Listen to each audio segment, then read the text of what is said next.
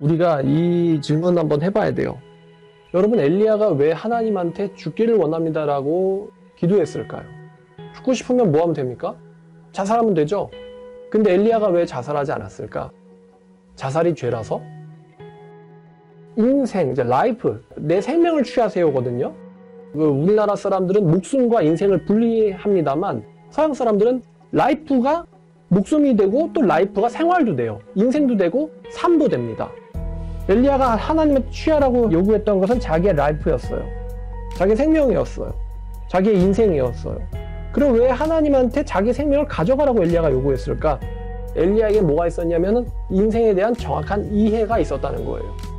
여러분, 인생, 라이프, 목숨을 뭐라고 생각합니까, 여러분은? 다시 한번 질문 드릴게요. 여러분에게 인생이나 목숨은 뭐라고 생각합니까? 하나밖에 없는 것.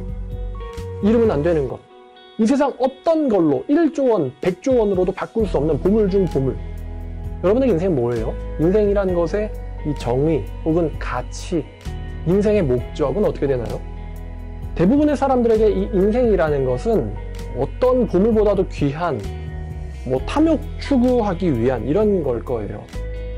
탐욕을 추구하기 위해서 내가 행복하고 내 자신을 만족시키기 위해서 반드시 있어야 되는 기본적인 것 첫 번째, 바로 인생, 목숨. 제발 살려만 주세요. 살려만 주세요.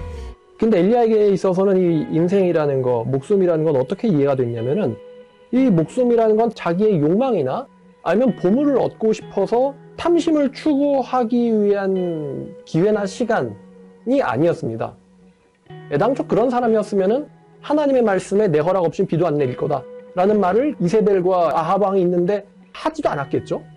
엘리야에게는 이 목숨과 인생이라는 것은 탐욕 추구를 위한 기회가 아니고 하나님의 명령을 수행하기 위한 기간이에요. 하나님의 명령, 하나님이 내려주신 하사하신 하명을 수행하기 위한 기간, 기회가 바로 이 목숨입니다. 엘리야에게는. 다시 말하면은 인간의 목숨이나 인간의 인생은 하나님한테 쓰임 받아야 되는 것이다 라는 거에 대한 정확한 이해가 이 엘리야에게 있었다는 것이죠. 목숨이란 하나님이 쓰시는 것이다. 목숨이란 거에 대한 정의를 내리면, 인생의 정의를 내리면 하나님이 쓰시기 위한 것이다. 그러니까 이제 충분합니다 라고 얘기를 한 거예요. 주님, 나는 이제 내가 당신에게 받은 일을 다 했습니다. 다 했습니다. 나는 이제 당신에게 주신 기간 동안 내가 당신에게 하명받은 일을 난 다 했습니다.